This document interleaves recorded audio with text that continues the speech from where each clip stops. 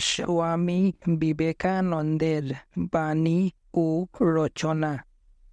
অধ্যায় সুবিদিত রহস্য। ক্যালিফোর্নিয়ার অন্তর্গত লস অ্যাঞ্জেলেসে প্রদত্ত বক্তৃতা। বস্তুর স্বরূপ অবধারণ করিতে গিয়া আমরা যে উপায় অবলম্বন করি না কেন, গভীর বিশ্লেষণের ফলে আমরা দেখিতে পাই অবশেষে আমরা এমন এক অদ্ভুত স্তরে উপস্থিত হই যেখানে বস্তুটিকে আপাতত স্ববিরোধী বলিয়া মনে হয়। বোধ হয় যেন উহা আমাদের বুদ্ধির অগম্য অথচ সত্য। প্রাথমিক দৃষ্টিতে যে কোনো বস্তুই সসীম বলিয়া মনে হয়, কিন্তু উহাকে বিশ্লেষণ করিতে আরম্ভ করিলে কি গুণের দিক দিয়া, কি সম্ভাবনার দিক দিয়া, কি শক্তির দিক দিয়া, কি সম্বন্ধের দিক দিয়া উহার কোনো অন্ত খুঁজিয়া পাওয়া যায় না। বিচারের দৃষ্টিতে উহা অসীম হইয়া দাঁড়ায়। একটি ফুলের কথাই ধরা যাক। ফুল তো ক্ষুদ্র সসীম পদার্থ, কিন্তু কে বলিতে পারে যে ফুলের সম্বন্ধে সে সবই জানে? সামান্য একটি ফুলের সম্বন্ধেও জ্ঞানের শেষ সীমায় পৌঁছানো কাহারও পক্ষে সম্ভব নয়, কারণ ফুলটি প্রথমে সসীম বলিয়া প্রতীত হইলেও বিচারের দৃষ্টিতে অসীমে পরিণত হইয়াছে। একটি ক্ষুদ্র বালু কণাকে বিশ্লেষণ করিলেও বোঝা যায় আপাত দৃষ্টিতে সসীম হইলেও বস্তুত উহা অসীম। তথাপি বালু কণাকে আমরা সসীম পদার্থ বলিয়াই মনে করিয়া আসিতেছি। ফুলও তেমনি আমাদের কাছে সসীম পদার্থ বলিয়া বিবেচিত হয়। আমাদের অন্তরের এবং বাহিরের সকল চিন্তা ও অভিজ্ঞতা সম্বন্ধে এই এক কথা। আমরা প্রথমে সামান্য জিনিস মনে করিয়া যাহা কিছু চিন্তা করিতে আরম্ভ করি, অতি অল্পকাল মধ্যেই তাহা আমাদের জ্ঞানের পরিধি অতিক্রম করিয়া অনন্তের গভীরে ডুবিয়া যায়। অনুভূত বস্তুর মধ্যে আমরা নিজেরাই প্রথম ও শ্রেষ্ঠ। অস্তিত্বের কথা ভাবিতে গেলেও আন্দায় পড়িতে হয়। আমাদের অস্তিত্ব আছে, আমরা সসীম জীব। আমরা জীবন ধারণ করি এবং মরিয়া যাই। আমাদের দিগন্ত সীমাবদ্ধ। আমরা জানি আমাদের সত্তা সসীম। আমাদের জীবনের পরিণতি মৃত্যু।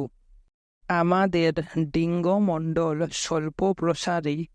আমরা চারিদিকে জগৎ পরিবেষ্টিত হইয়া সংকীর্ণ জীবন যাপন করিতেছি। বিশ্ব প্রকৃতি যে কোনো মুহূর্তে আমাদেরকে চূর্ণ করিয়া আমাদের সত্তার বিলোপ ঘটাইতে পারে।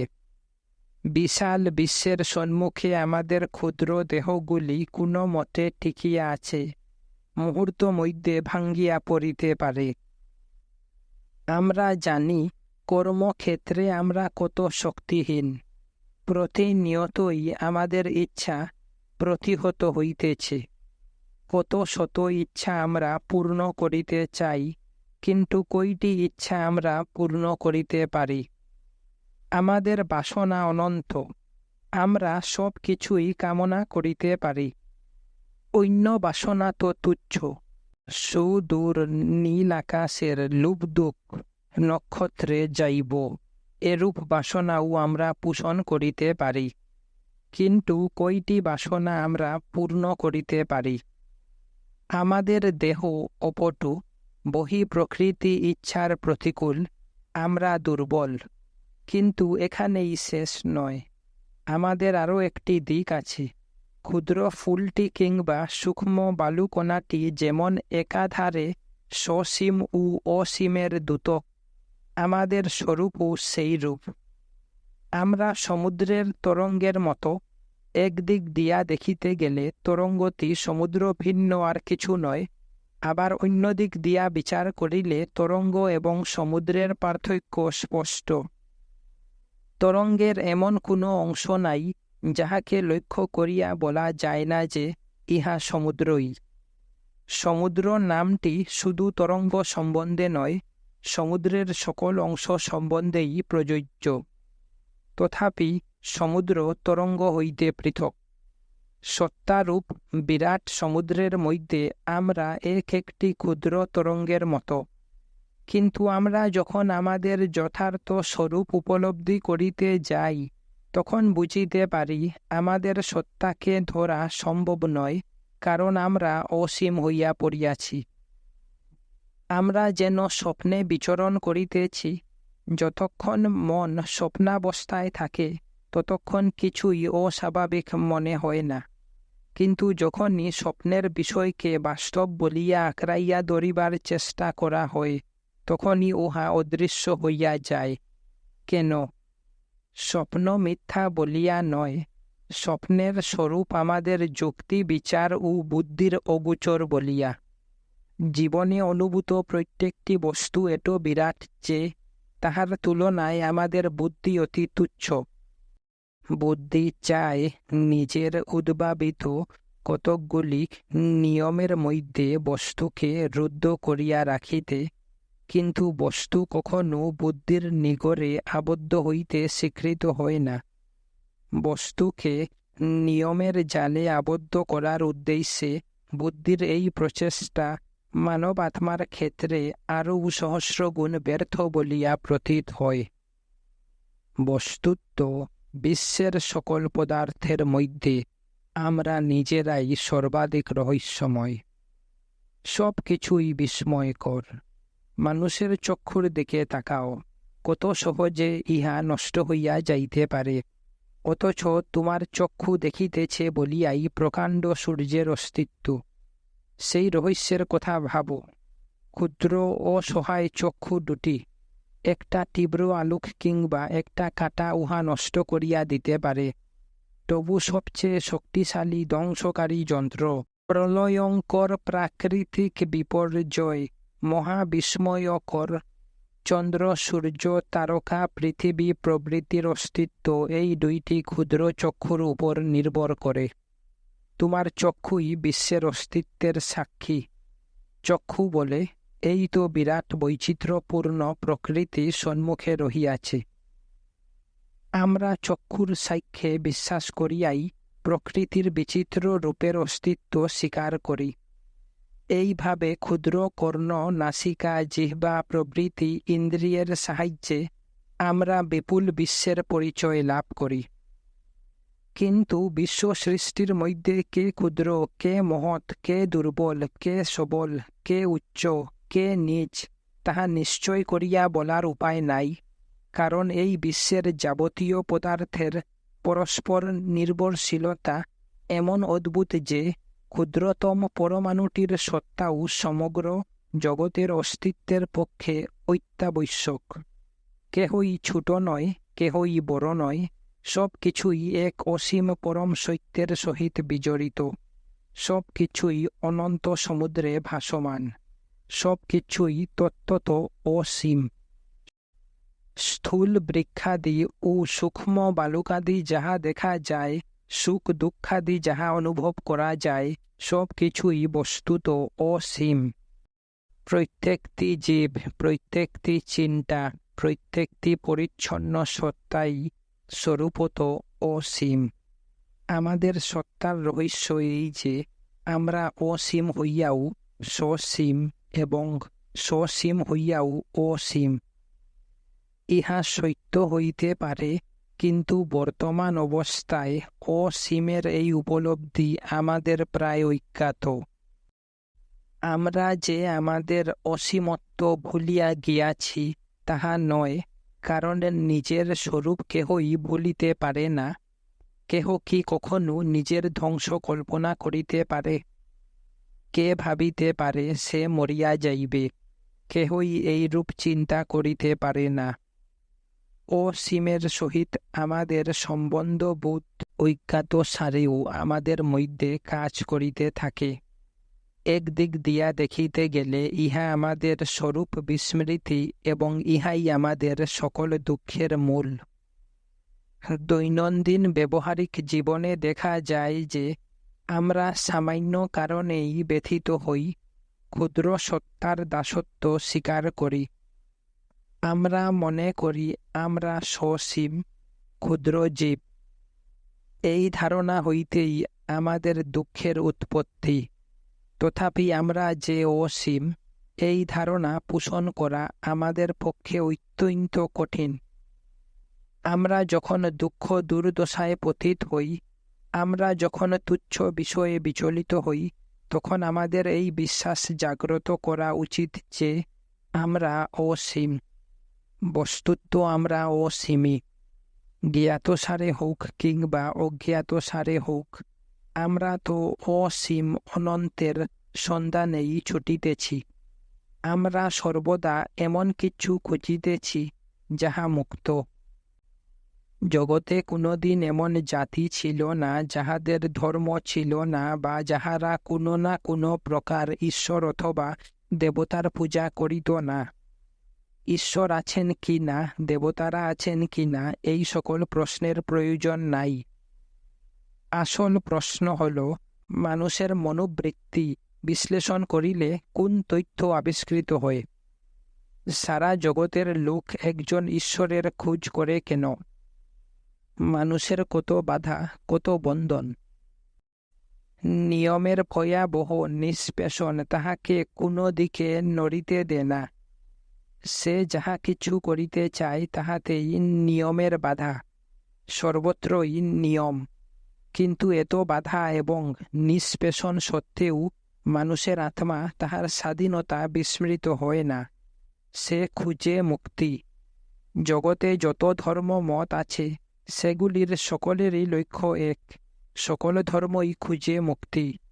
মানুষ জানুক আর নাই জানুক, স্পষ্ট ভাষায় বুঝাইয়া বলিতে পারুক আর নাই পারুক, মুক্তির ধারণা, স্বাধীনতার ভাব তাহার স্বভাবগত। মানুষের মধ্যে যাহারা অতি সাধারণ, যাহারা নিতান্ত ঐক্য, তাহারাও এমন কিছু খুঁজে যাহা প্রকৃতির নিয়মের উপর কর্তৃত্ব করিতে পারে। কেউ দানবের খোঁজ করে, কেউ ভূতের খোঁজ করে, কেউ বা দেবদেবীর খোঁজ করে। এই দানব, ভূত বা দেবতার নিকট প্রকৃতি সর্বশক্তিময়ী নয়। তাহাদের দৃষ্টিতে প্রাকৃতিক নিয়ম তুচ্ছ। তাহারা প্রকৃতিকে দমন করিতে পারে। মানুষের হৃদয়ের চিরন্তন আকাঙ্ক্ষা হল, আহা, যদি এমন কাহাকেও পাওয়া যাইত যিনি নিয়মের নিগড় ভাঙ্গিয়া দিতে পারেন। আমরা তো সর্বদা তাহারই খোঁজ করিতেছি যিনি নিয়ম লঙ্ঘন করিতে পারেন। একটি ধাবমান ইঞ্জিন রেলপথে অগ্রসর হইতেছে, আর উহার আক্রমণ হইতে আত্মরক্ষা করিবার উদ্দেশ্যে একটি ক্ষুদ্র কীট সরিয়া যাইতেছে। তখনই আমরা বলি, ইঞ্জিনটি যত প্রকাণ্ডই হোক, উহা জড় পদার্থ, উহা একটি যন্ত্র ছাড়া আর কিছুই নয়। উহা যতই শক্তিশালী হোক না কেন, উহাকে নিয়ম মানিয়া চলিতে হয়। মানুষ যে দিকে চালাইতে চায়, সেই দিকেই উহাকে চলিতে হয়। উহা কখনো নিয়মকে অতিক্রম করিতে পারে না। কিন্তু কীটটি ক্ষুদ্র হইলেও নিয়ম লঙ্ঘন করিবার চেষ্টা করে, নিজেকে রক্ষা করিবার চেষ্টা করে। নিয়মকে সম্পূর্ণরূপে পরাভূত করিতে পারুক বা নাই পারুক, নিয়মের বিরুদ্ধে দাঁড়াইয়া সে তাহার স্বাধীনতা ঘোষণা করিয়াছে। ইহাই তাহার মধ্যে ভবিষ্যৎ অসীমত্ব বা ঐশী সত্তার লক্ষণ। নিয়মের বিরুদ্ধে স্বাধীন ইচ্ছার এই আত্মপ্রতিষ্ঠা, আত্মার এই মুক্তি প্রবণতা সর্বত্রই পরিলক্ষিত হয়। প্রত্যেক ধর্মেই ঈশ্বর বা কোনো দেবতার আকারে ইহা প্রতিফলিত হয়। কিন্তু ইহা সর্বৈব বাহিরের। যাহারা দেবতাকে কেবল বাহিরেই দেখে, এ তাহাদের জন্য। মানুষ প্রথমে নিজেকে নিতান্তই তুচ্ছ মনে করিয়াছিল, তাহার ভয় হইয়াছিল সে হয়তো কোনোদিনই মুক্ত হইতে পারিবে না। এই জন্য সে প্রকৃতির বাহিরে এমন একজনের খোঁজ করিতেছিল যিনি স্বভাবত মুক্ত। তারপর তাহার মনে হইল বাহিরে এইরূপ অসংখ্য মুক্ত সত্তা বা দেবতা আছেন। ক্রমে মানুষ সকল দেবতাকে এক দেবাদিদেব পরমেশ্বরে মিলিত করিল, কিন্তু তাহাতেও মানুষ তৃপ্ত হইতে পারে নাই। সে যখন চরম সত্যের দিকে আরও অগ্রসর হইল, তখন সে বুঝিতে পারিল যে সে নিজে যাহাই হোক না কেন, যিনি সকল দেবতার দেবতা, যিনি সকল প্রভুর প্রভু, তাহার সহিত তাহার নিজের একটা সম্বন্ধ আছে। বদ্ধ, হীনমতি এবং দুর্বল হইলেও পরমেশ্বরের সহিত সম্পর্কযুক্ত। এইভাবে মানুষের দৃষ্টি খুলিল, চিন্তার উন্মেষ হইল এবং জ্ঞানের প্রসার হইল। মানুষ ক্রমশ সেই পরমেশ্বরের নিকটবর্তী হইতে লাগিল। অবশেষে সে বুঝিল, এক সর্বশক্তিমান মুক্ত আত্মাকে খুঁজিতে গিয়া তাহার মানসপটে পরমেশ্বর ও নানা দেবতার যে দৃশ্য প্রতিভাত হইয়াছে, সেই দৃশ্য তাহার নিজেরই সম্বন্ধে নিজ ভাবের প্রতিচ্ছবি মাত্র। সত্য আবিষ্কৃত হইল। সে বুঝিল, পরমেশ্বর নিজের অনুরূপ করিয়া মানুষকে গড়িয়াছেন। শুধু উহাই সত্য নয়, মানুষ নিজের মতো করিয়া পরমেশ্বরকে গড়িয়াছে, ইহাও সত্য। এই রূপেই এই বোধ জাগ্রত মানুষ স্বরূপত মুক্ত। সেই পরমেশ্বর সদা অন্তরে বিরাজমান, আমাদের নিকটতম। এতকাল আমরা তাহাকে বাহিরে খুঁজিয়াছিলাম, অবশেষে বুঝিলাম তিনি আমাদের অন্তরের অন্তরে। গল্প আছে, এক ব্যক্তি তাহার নিজের হৃৎস্পন্দনের শব্দকে গৃহের দরজায় আঘাত বলিয়া ভুল করিয়াছিল। প্রথমে একবার দরজা খুলিয়া সে দেখিল বাহিরে কেহ নাই। ঘরে ফিরিয়া আসিয়া সে আবার সেই দরজায় আঘাতের শব্দ শুনিয়া বিস্মিত হইল। এবারও দরজা খুলিয়া বাহিরে কাহাকেও দেখিতে পাইল না। অবশেষে সে বুঝিতে পারিল, উহা তাহার নিজেরই হৃৎস্পন্দনের শব্দ। মানুষের অবস্থা এই গল্পের লোকটির মতো।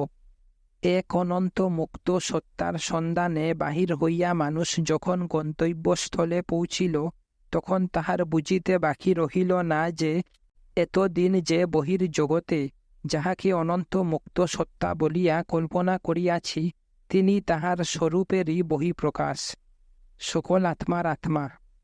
এই সত্যস্বরূপ সে নিজেই। এই রূপেই মানুষ একদিন বুঝিতে পারে তাহার সত্তার মধ্যে এক অদ্ভুত দ্বৈতভাব বিদ্যমান। সে একাধারে অসীম ও সসীম। যিনি অসীম, তিনিও তাহারই আত্মা।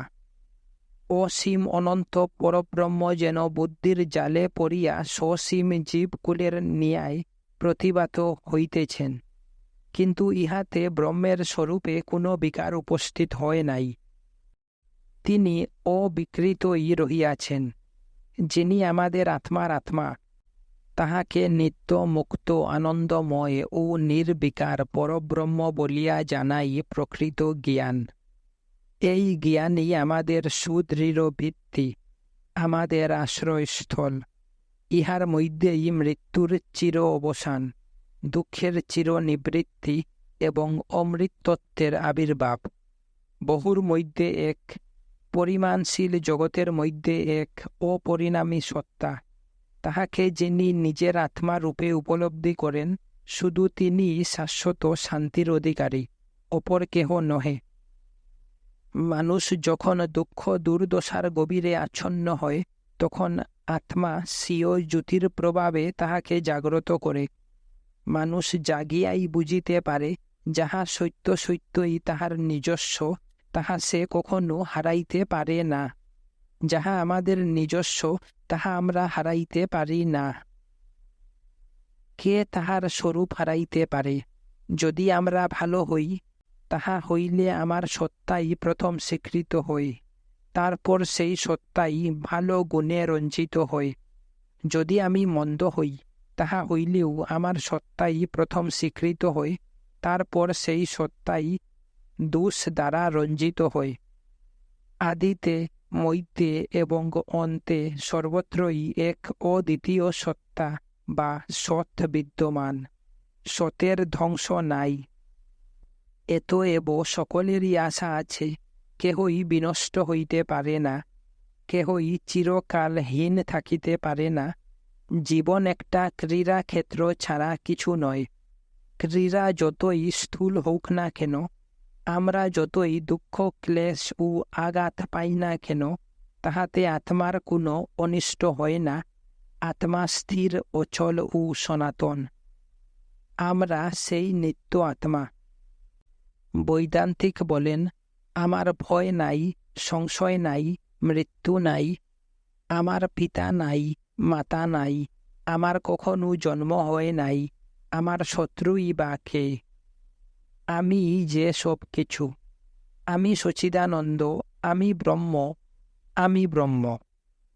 কাম, ক্রোধ, লোভ, মাৎসর্য, কুচিন্তা প্রভৃতি আমাকে স্পর্শ করিতে পারে না, কারণ আমি সচ্চিদানন্দ, আমি ব্রহ্ম, আমি ব্রহ্ম। এই ভাবনাই সকল ব্যাধির মহা ঔষধ, ইহাই মৃত্যুহর অমৃত। আমরা এই জগতে আছি, আমাদের স্বরূপ সেই জগৎকে মানিয়া লইতে চায় না, ইহার বিরুদ্ধে বিদ্রোহ ঘোষণা করে। এসো, আমরা বারবার বলি, আমি সেই, আমি সেই।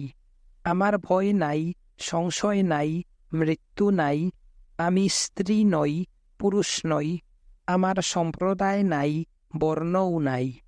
আমার কি মত থাকিতে পারে? এমন কোন সম্প্রদায় আছে আমি যাহার অন্তর্ভুক্ত হইতে পারি? কোন সম্প্রদায় আমাকে ধরিয়া রাখিতে পারে? আমি তো সকল সম্প্রদায়ের মধ্যেই বিদ্যমান। দেহ যতই প্রতিকূল আচরণ করুক, মন যতই বিদ্রোহী হোক, যখনই চারিদিক হইতে গভীরতম অন্ধকার, তীব্র বেদনাময় উৎপীড়ন এবং অকুল নৈরাশ্য আসিয়া ঘিরিবে, তখনই এই মন্ত্র উচ্চারণ করিবে, আমি ব্রহ্ম, আমি ব্রহ্ম। একবার নয়, দুইবার নয়, তিনবার নয়, বারবার।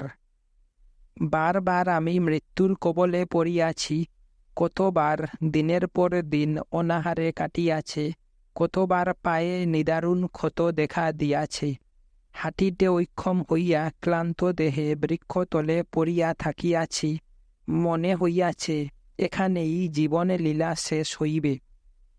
কথা বলিতে পারি নাই, চিন্তা শক্তি তখন লুপ্ত প্রায়, কিন্তু অবশেষে ওই মন্ত্র মনে জাগিয়া উঠিয়াছে। আমার ভয় নাই, মৃত্যু নাই, আমার ক্ষুধা নাই, তৃষ্ণা নাই, আমি ব্রহ্ম, আমি ব্রহ্ম। বিশ্ব প্রকৃতির সাধ্য নাই যে আমাকে ধ্বংস করে। প্রকৃতি আমার দাস।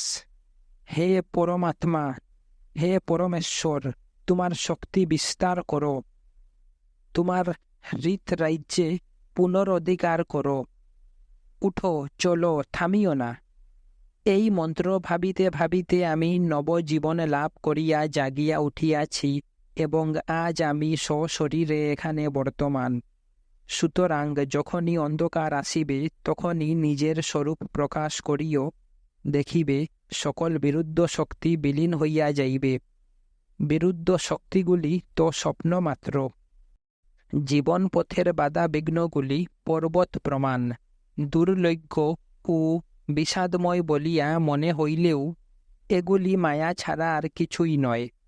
ভয় করিও না, দেখিবে উহারা দূরে চলিয়া গিয়াছে। বাধা চূর্ণ করিয়া ফেলো, দেখিবে অদৃশ্য হইয়া গিয়াছে।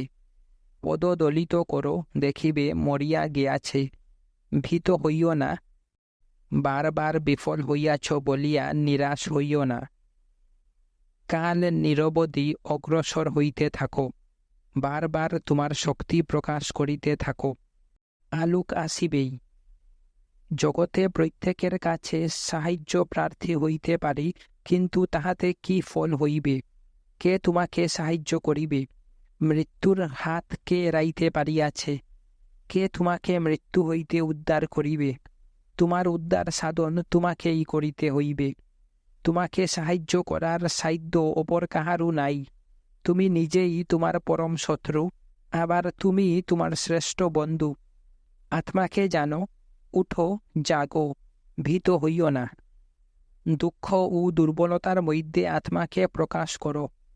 প্রথমে ইহা যতই ক্ষীণ ও অনুভবের অতীত বলিয়া মনে হোক না কেন, তোমার এমন সাহস হইবে যে তুমি সিংহ গর্জনে বলিয়া উঠিবে, আমি আত্মা, আমি ব্রহ্ম, আমি পুরুষ নই, স্ত্রী নই, দেবতা নই, দৈত্যও নই, কোনো প্রাণী বা বৃক্ষাদিও নই। আমি ধনী নই, দরিদ্রও নই, পণ্ডিত নই, মূর্খও নই। আমার স্বরূপের তুলনায় এই সকল উপাধি অতি তুচ্ছ। আমি পরমাত্মা, আমি ব্রহ্ম। ওই যে দেদীপ্যমান চন্দ্র সূর্য গ্রহ নক্ষত্র নিচয় দেখিতেছ, উহারা আমার প্রবায় উদ্ভাসিত হইয়াই আলোক বিস্তার করিতেছে। অগ্নির যে রূপ তাহা আমি, বিশ্বের যে শক্তি তাহাও আমি, কারণ আমি পরমাত্মা, আমি ব্রহ্ম। যে মনে করে আমি ক্ষুদ্র, সে ভ্রান্ত, কারণ আমি তো একমাত্র সত্তা, আমি সব কিছু। আমি বলি সূর্য আছে তাই সূর্য আছে, আমি বলি পৃথিবী আছে তাই পৃথিবী আছে। আমার উপর নির্ভর না করিয়া উহাদের কেহই থাকিতে পারে না, কারণ আমি সচ্চিদানন্দ, আমি ব্রহ্ম, আমি চির সুখী, চির পবিত্র, চির সুন্দর। বাহিরের ওই সূর্য যেমন মানুষের দৃষ্টি শক্তির কারণ হইয়াও কাহারও চোখের দোষে দূষিত হয় না, তেমনি জগতের ভালো মন্দ আমার স্বরূপকে স্পর্শ করে না। আমি সকল ইন্দ্রিয় এবং সকল বিষয়ের ভিতর দিয়া কাজ করিতেছি, কিন্তু কোনো ইন্দ্রিয় বা কোনো বস্তুর দোষ আমাকে স্পর্শ করিতে পারে না। আমি কোনো নিয়ম বা কর্মের অধীন নই। আমি কর্মাধ্যক্ষ, আমি চিরদিন ছিলাম, চিরদিন আছি। আমাদেরই জনৈক কবি বলিয়াছেন, আমার প্রকৃত সুখ জাগতিক পদার্থে নাই। পতি পত্নী, পুত্র কন্যা প্রভৃতি কোনো কিছু আমাকে আনন্দ দিতে পারে নাই। আমি অনন্ত নীলাকাশের মতো। কত বিচিত্র মেঘ আকাশের বুকে খেলা করিয়া মুহূর্ত মধ্যে দূরে চলিয়া যায়, আবার সেই একই নীলাকাশ সুখ দুঃখ শুভাশুভ আত্মাকে আবৃত্ত করিয়া আমাকে মুহূর্তের জন্য অভিভূত করিতে পারে, কিন্তু ইহারা স্থায়ী নয়, অল্পক্ষণের মধ্যেই অদৃশ্য হইয়া যায়। আমি সকল অবস্থাতেই আছি, আমি নিত্য, আমি অপরিণামী, আমি চিরভাস্বর। দুঃখ আসে আসুক, আমি জানি উহা সসীম, এতএব উহার বিনাশ অবশ্যম্ভাবী। অশুভ আসে আসুক, আমি জানি উহাও বিনষ্ট হইবে, কারণ উহাও সসীম, ক্ষণস্থায়ী। একমাত্র আমি অসীম, আমাকে কোনো কিছুই স্পর্শ করিতে পারে না। আমি চিরন্তন, অসীম, অব্যয় পরমাত্মা। এসো, আমরা এই জ্ঞান অমৃত পান করি, ইহাই আমাদিগকে অমৃতত্বে পৌঁছাইয়া দিবে। ইহাই অক্ষয় ব্রহ্মলাভের পথ। আমরা পাপী, আমরা সসীম, আমরা মৃত্যুর অধীন, একথা বিশ্বাস করিও না, ইহা সত্য নয়। আত্মতত্ত্ব শ্রবণ করিবে, মনন করিবে, নিদিধ্যাসন করিবে। হাত যখন কাজ করিবে, মন যেন তখন জপ করিতে থাকে, আমি ব্রহ্ম, আমি ব্রহ্ম। যতদিন না এই সত্য তোমার অস্থি মাংসের সহিত মিশিয়া যায়, যতদিন না তোমার অন্তর হইতে নিজের ক্ষুদ্রতা, দুর্বলতা, দুঃখ এবং অমঙ্গলের ভয়াবহ স্বপ্ন চিরতরে তিরোহিত হয়, ততদিন জাগরণে ও স্বপ্নে ইহা চিন্তা করো, এবং তখনই পরম সত্য তোমার নিকট আর ক্ষণকালও আত্মগোপন করিয়া থাকিবে না।